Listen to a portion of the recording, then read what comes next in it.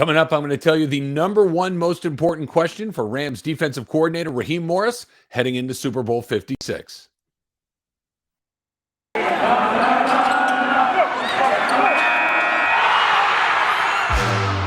are Locked On Rams, your daily Los Angeles Rams podcast. Part of the Locked On Podcast Network, your team every day.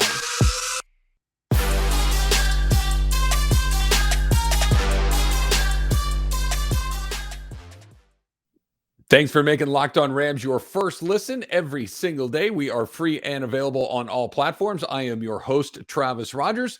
I also host the Rams pregame show and postgame show and have since the Rams returned to Los Angeles 6 years ago. And it was a lot better when Sean McVay came along. The Jeff Fisher time, we'll kind of slide that aside, talk about that some other day when we don't have nearly as many good things to get to. Thanks for checking us out on Twitter at Locked On Rams. You can follow me on Twitter at Travis Rogers as well. And of course, we have the Locked On Rams YouTube channel. And this week, we want to say thanks to GetUpside for sponsoring today's podcast. So let's get right to it, right? The Rams, we spend a lot of time talking about the offensive side of the ball, and why not, right? You have you've got Matthew Stafford, you've got an unbelievable pair of wide receivers in Cooper Kupp and Odell Beckham Jr., you've got a platoon of running backs in Cam Akers and Sony Michel, and this is a team that's scoring 30 points a game. Sean McVay is an offensive-minded coach, but I do think that one of the biggest decisions that's going to be made leading up to Super Bowl Sunday, and quite honestly, I think that it will be made throughout the game on Sunday, is what do you do with Jalen Ramsey if you're Raheem Morris?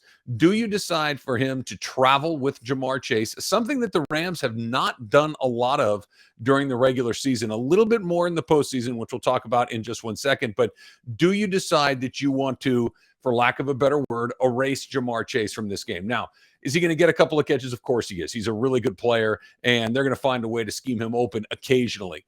But if Jalen Ramsey decides that, I'm going to travel with him, or Raheem Morris decides, Jalen, wherever he goes, you go, well, that's going to severely limit the opportunities for him to be the difference maker that he has been for this team all year long. Jalen Ramsey is the best at that position as there is in the league. Now, he's a risk taker. He's going to take some shots along the way, and maybe you can catch him napping the way that Mike Evans did, maybe peeking in a little bit, and you hit it over the top for a touchdown. Tampa was a big mistake by Jalen Ramsey in that game. So maybe there's some opportunities for that. But Jalen Ramsey has said, you saw it during the press conference, that he is lobbying for this, that you guys know what I'm about. This is what I want. I want a chance to match up against the other team's best. So, yeah, I would like to do it. But if the game plan calls for something different, he's happy to do that as well. So here's the biggest difference, because they have not done this a lot during the regular season, whether it's a DK Metcalf situation or any of the other top flight wide receivers that we've seen the Rams play against this season.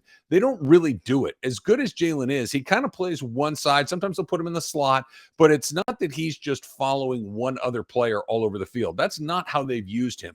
The one time they did use him like that was in the divisional round against Tampa Bay, where all of a sudden you had him trailing Mike Evans on 69% of his routes. That's a ton for him. There wasn't another game during the regular season, or during the playoffs, I should say, wild card against Arizona or the NFC Championship game against the San Francisco 49ers, where he traveled somebody with more than 35% of their play. So he was kind of just, I'm going to be over here. I'm going to do my thing. Maybe I'll move a little bit, but I'm not following Debo. I'm not following Brandon Ayuk. I'm not following any of the guys that the Arizona Cardinals have. And I think that's the answer right there. I think that's why you're not going to see him just stick with Ja'Marr Chase. I think you're going to see him play a position. I think you're going to see him play a side. Now, maybe there will be certain circumstances, because it's the collective of wide receivers that are going to determine what you do, right? Think about this. What Cincinnati is bringing to this game offensively with the players that they have, it's not just Ja'Marr Chase. It's T. Higgins. It's Tyler Boyd. Those are three very good wide receivers.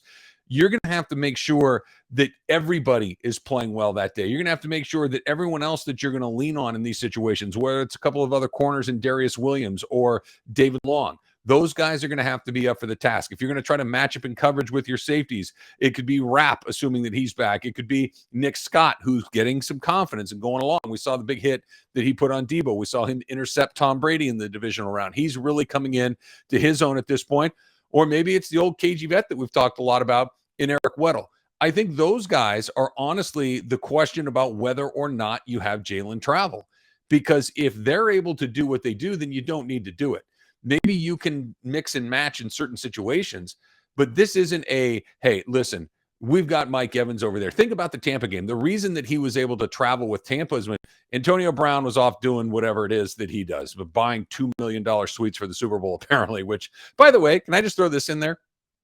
What flex is that exactly? Where he put the receipt of buying the owner's box for the Super Bowl, a couple of $1 million. If you had real juice, don't you kind of get that stuff?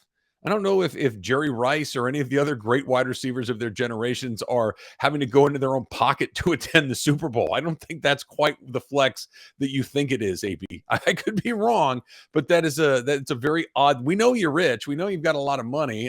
This was a very weird thing to do. Anyway, I'm going off on a tangent, but he wasn't there. Chris Godwin was hurt. The rest of the Tampa receiving core was pretty thin outside of Mike Evans, right? So what did they do? Well, if they only got one guy, I'm going to put my best guy on their best guy. I'll let my other guys match up with their other guys. That's not what this is. Jamar Chase is their best guy for sure, but the drop off from Chase to these other guys that I mentioned, right? You're talking T. Higgins, you're talking Tyler Boyd, is not the drop off from Mike Evans to the other guys that were playing in Tampa. It's not the drop off that you look at San Francisco, right? You've got Debo, but you got Brandon Ayuk. You've got some other players there that you need to be accountable for. The Rams had some trouble with Juwan Jennings in one of the games. So I think it's more of a matchup of what you have on the other side. And I don't think it's a matter of, does Jalen want to do it? Is Jalen capable of doing it? I think those are pretty easy decisions. Of course he wants to do it, and of course he's capable of doing it. It's what else is out there. You may have an opportunity where you think that this is going to Boyd or Higgins and Chase is maybe not the guy, and then maybe you want Jalen on him in that situation. We'll see. This is much more about whether or not your other defensive backs, your safeties, your other corners are going to be up to it in those moments, much more so than whether or not Jalen Ramsey is going to travel with Jamar Chase 60% of the time, 70% of the time, or whatever it is. If there's one guy that could just tear you up the way that it is against Mike Evans and the Bucs, then fine, let's go focus on him. But the Rams haven't really done it other than that one time all season long. So I would expect them to be a little less judicious in trying just to match up in that one spot. But I would imagine that Raheem Morris and Jalen Ramsey are probably having that conversation over and over again, because we know Jalen loves a challenge. We know that he's up for a challenge. And I guarantee you this too. I bet you Jamar Chase is saying the same thing in the offensive meetings for the Cincinnati Bengals. Yeah, give me a chance at that guy. I'll take my chances. I don't know if Joe Burrow loves that, right? Joe Burrow's a pretty confident guy, but I don't know if he's looking and saying, where's Jalen? I want to throw it at number 5. Seems like a bad plan. Stay away from 99, stay away from 5, stay away from 40, and we'll take our chances with everybody else, right? I think that's probably the offensive game plan. We'll see how it all shakes out coming up here in just a couple of days. Okay. Coming up in just a little bit, a little injury update for where the Rams are. There is some very good news, and there's a bit of bad news as well. That is straight ahead. But first, let's talk about Bet Online. You've heard us talk about Bet Online here on the Locked On Network for quite a while now, because they got you covered this season with more preps, more odds, more lines than ever before, as we're getting closer and closer to the end of the playoffs, right towards the big game coming up here in just a few days. But it's not just football, right? Up-to-the-minute info on pro and college hoops, hockey, boxing, UFC, along with real lifetime updates of current games. Plus, betonline.net has the best spots for all of your sports scores, podcast news, everything that you need all season long, all the sports that you're interested in. So don't wait to take advantage of all the new amazing offers coming up here in 2022. Bet Online, where the game starts.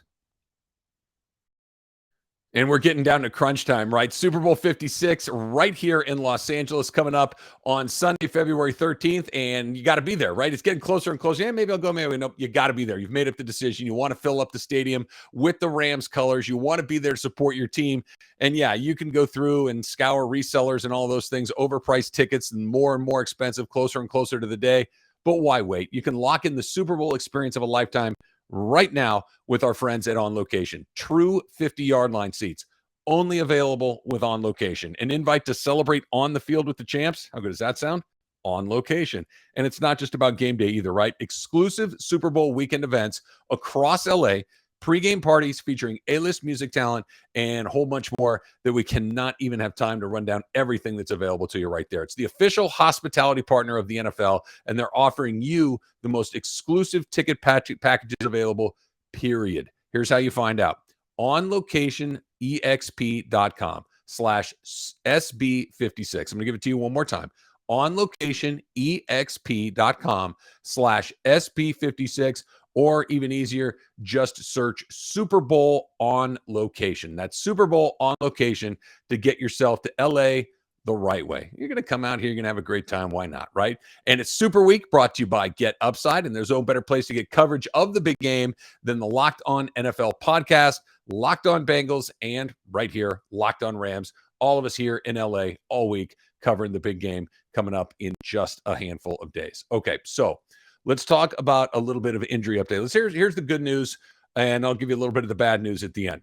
The good news is it is very likely that the Rams are going to have both Darrell Henderson and Sebastian Joseph Day available for the game on Sunday. That's very, very good news. In particular, I think, for Seabass, right? This is a guy that has been getting better and better since he's come to the Rams, a guy that was getting to that point where he was making a name for himself, right? Not just here in Los Angeles, but across the NFL, a very, very useful player, a very, very valuable player. And he had an injury that had him miss most of the season. And that led to the way of Greg Gaines really kind of stepping into that void and becoming a very useful player like we talked about on yesterday's Locked On Rams. That being said, and not that Gaines won't get plenty of snaps, he will. I think he'll get the bulk of them. But if you have somebody else that when you are cycling guys out, when guys do need to catch their breath, when there is a matchup maybe where you need to go to somebody that might be a little bit more athletic or whatever the situation might be, having a very good player in Sebastian Joseph Day gives them all sorts of flexibility going into that game. And this is look, I don't care what it is, whether it's basketball or baseball, something the Dodgers have been amazing at over the last few years. Versatility. Do I have guys that can do more than one thing? Do I have more than one thing? And then I can mix and match other places along. If I don't have to worry about this because I have plenty of options, other places, I think that's something Chris has been very, very good at. And I think Sebastian Joseph Day will give them the flexibility to do that. The other very likely be activated Rams in time for the Super Bowl is Darrell Henderson. Now, I don't want this to sound like I'm throwing cold water on Darrell Henderson. He plays very hard. He runs hard. He's a physical, tough guy who I think could very likely end up seeing some minutes, getting some snaps and getting some plays in the biggest game of the year. I think that it's possible. I don't know how much they need it. That's the difference, right? This isn't a position where the depth all of a sudden. This is a position that for a moment they had Nook, and they only had Sony Michel. Darrell Henderson was hurt, Cam Akers was hurt, and Sony Michel was the whole ball of wax. He was the guy that came in camp, tried to get up to speed as quickly as he can. Darrell Henderson goes down because Darrell Henderson, and he's unavailable. So now Sony Michel has to do it over and over again. Then miraculously, really, literally miraculously, after a torn Achilles, Cam Akers back in the very same season, available to go, and has played very, very well, fumble bug aside. So you have two guys in Michel and in Cam Akers who have been playing high-level football for a while now, right? This is not just that, hey, there was one game or two games. With Cam Akers, he's only been here a minute, but he's been their go-to guy. We saw when they did it in Tampa. He was really the only back they were using. I just don't know where Sean McVay finds the snaps or a bunch of them for Darrell Henderson. Now, it's one of those, what do you say to your kids when they walk out the door and they have their jacket or not? Hey, you going to bring that? Oh, I don't need it. Don't you do well, it's better to have it and not need it than to need it and not have it. So I guess Darrell Henderson is the windbreaker or jacket or hoodie for the Rams in this. Better to need him or better to have him and not need him than to need him and not have him. But I just don't necessarily think that could be a huge component about what's coming up in Super Bowl 56 in a few days. The Rams have that position pretty well covered at this point. Now, he's a good pass catcher out of the backfield. He's probably the best of the three at that. So maybe in some obvious passing situations, you can put him in there and do those sorts of things. But I just think of all the guys we're talking about coming back from injury, he's probably a little bit further down the list of things that you're over the top excited about simply because of the depth at the position that the Rams have right now. Now, the one that I think makes the biggest difference of all, and again, this is not a hard and fast conclusion, but it seems more and more likely the closer and closer we get to the game, is Tyler Higbee being unavailable to play in Super Bowl 56. He had the knee injury He had it happen, early in the postseason, and now all of a sudden you're down to Kendall Blanton and no one else. Johnny Munt is a guy that's been with this team for a while. He's kind of the depth at tight end. He's been out for most of the season. We've seen some other guys come in that weren't able to stick, that weren't able to make the haven't been able to get off the practice squad. So it's been Higbee and Blanton all season long, only it's been mostly Higbee. Well, now all of a sudden he's unavailable, and it looks like he will continue to be unavailable right up until we get to the game. And it just doesn't. He has not practiced. Sean McVay hasn't officially ruled him out, but there have been virtually no indications that he's going to be ready to go. And even if he was, after 2 weeks of not being able to practice, how effective might he be? And that's the best case scenario. You're down to one guy at a position that gets a lot of balls in the Rams offense, right? You know that Cooper Kupp's going to get his. You know that Odell Beckham's going to get his. I mentioned it on Locked On Rams yesterday, that Van Jefferson is a very important part of this offense. That I don't know if there's a prop bet on this, but there should be. Can Van Jefferson catch a first down pass on one of the Rams' first or second possessions? Because he almost always does. He's that valuable. He's a guy that doesn't get accounted for early in games, opportunities for him.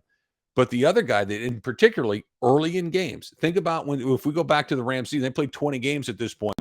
Early in the game, Tyler Higbee's catching balls. Tyler Higbee scores touchdowns for the Rams. That he's not going to be there is a big deal. We talked about this right after the NFC divisional game against Tampa, in particular, the game against the San Francisco 49ers. And Kendall Blanton stepped up huge and played very, very well and was a part of the offensive attack that they were able to do.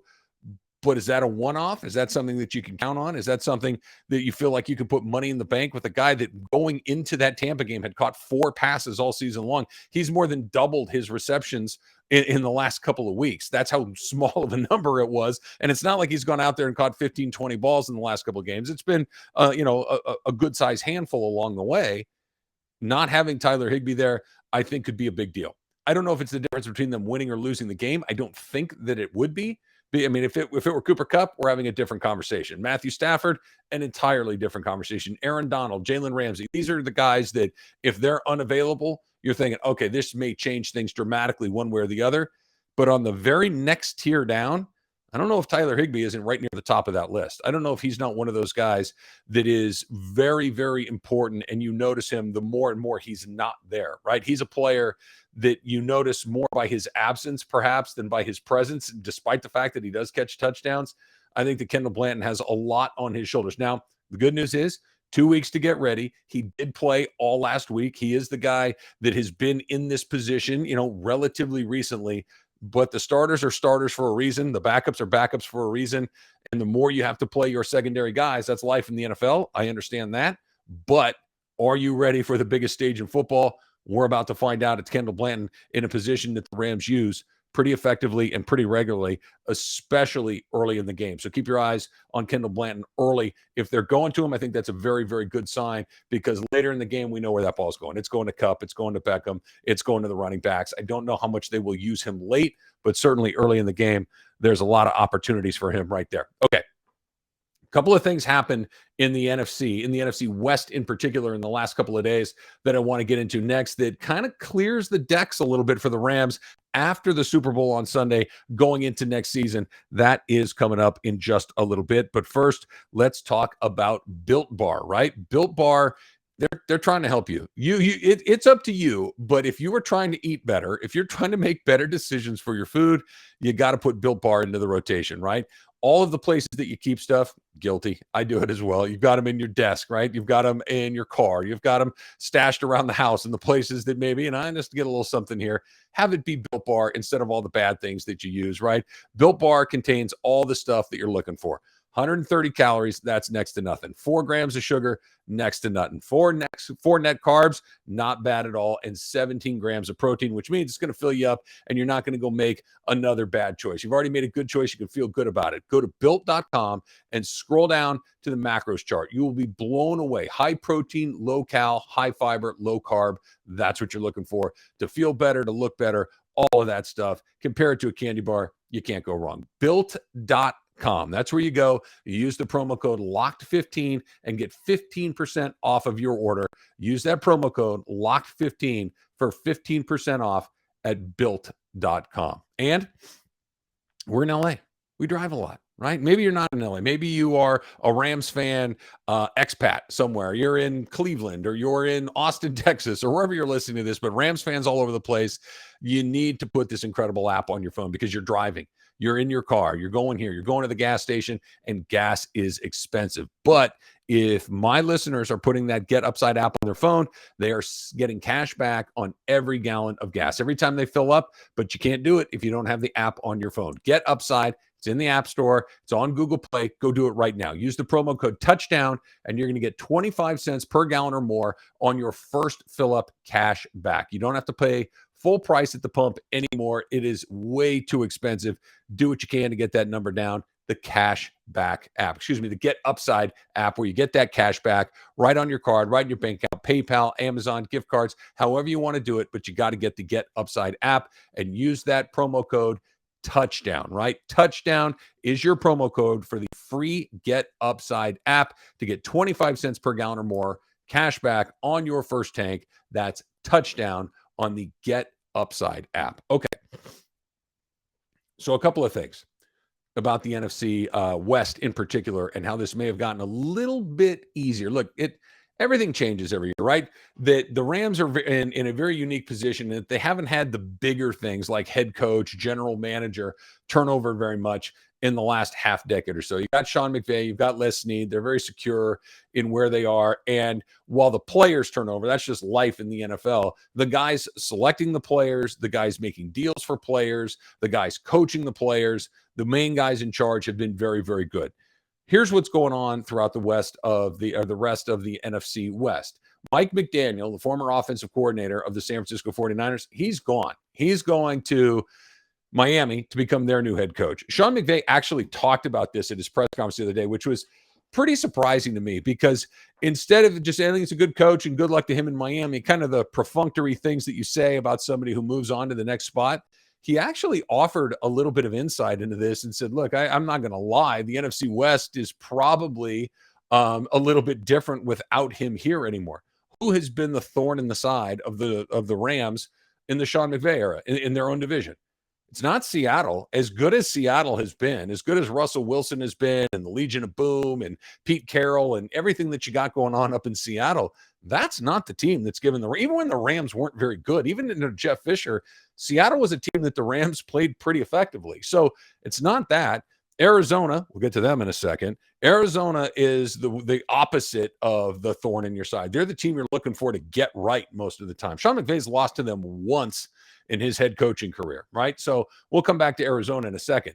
But it's San Francisco. It's Kyle Shanahan. And in particular, it's been the trouble that the Rams defense has had matching up with the San Francisco offense. Well, Mike McDaniel's in charge of that San Francisco offense, that run-heavy offense, the use of Debo, how they used him, quick strike capabilities with Jimmy Garoppolo. You know, they kind of neutralized, as good as the Ram defensive line is, they kind of took a little bit of the starch out of them by just getting rid of the ball so quickly. I don't care how good Aaron Donald is. He's not getting back there in less than 2 seconds.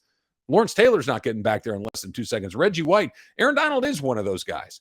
So if he's not getting back there, something's good about the scheme. That's Mike McDaniel. So all of a sudden, he's down the road in Miami. Not bad news for the Rams along the way. So back to Arizona very quickly.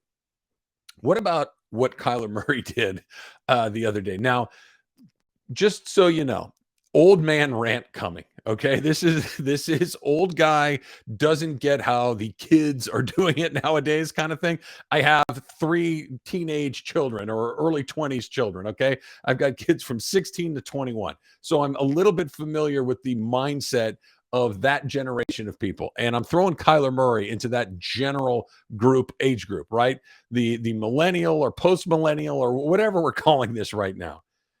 That nonsense he had about unfollowing the Arizona Cardinals on social media, that he no longer followed them on Twitter or Instagram or whatever platform it might be. Look, I use Twitter. I use Instagram. We communicate on this show about that. I understand it's not nothing, but it's also the way that 8th graders try to insult each other. It's the way that 8th graders try to bully each other and let them know that I'm in my feelings without just saying something. That the quarterback, the guy that I'm paying tens of millions of dollars a year to be the face of my franchise, both on the field and off of it, is doing social media shenanigans to try to get his team to pay attention to what they're doing. And I get it. Arizona's somewhere in the middle of well-run teams. They're not the best. They're not the Steelers. They're not, something like that. They're not the New England Patriots. They're not the Rams, but they're also not the Jacksonville Jags. They're somewhere in the middle there.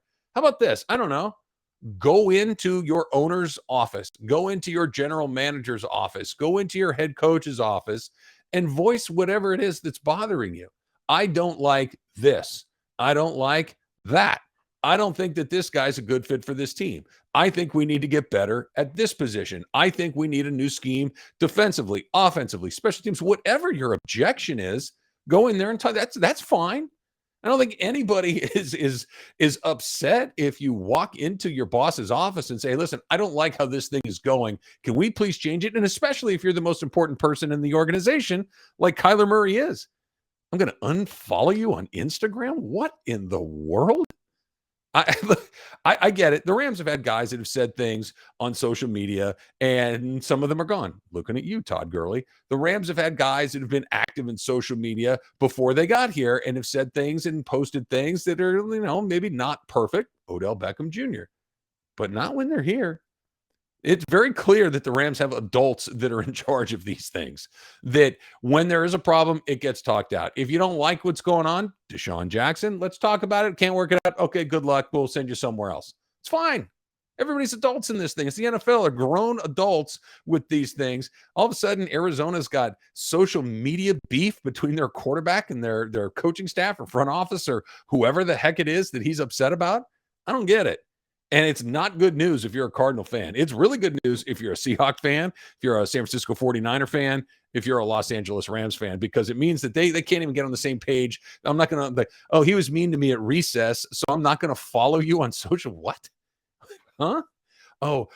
He didn't invite me to the party on Saturday night, so I'm not going to follow him on Twitter anymore. Get out of here with that stuff.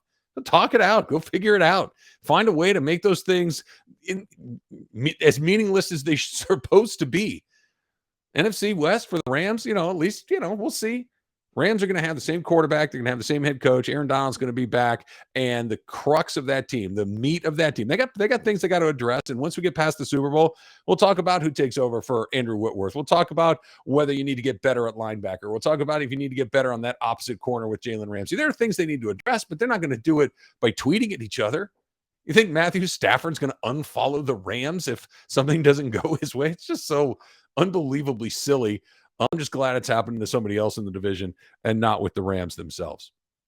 All right. Thanks again. My name is Travis Rogers for making Locked On Rams your first listen every single day. We are free and available on all platforms, wherever you get your podcasts. And of course, our Locked On Rams YouTube channel as well. For your second listen, you know how to do it. It is Locked On Bets, hosted by your boy Q with expert analysis from Lee Sterling. We are getting closer to the Super Bowl. We are just a handful of days away from Super Bowl 56. Until then, whose house? It's Locked On Rams house.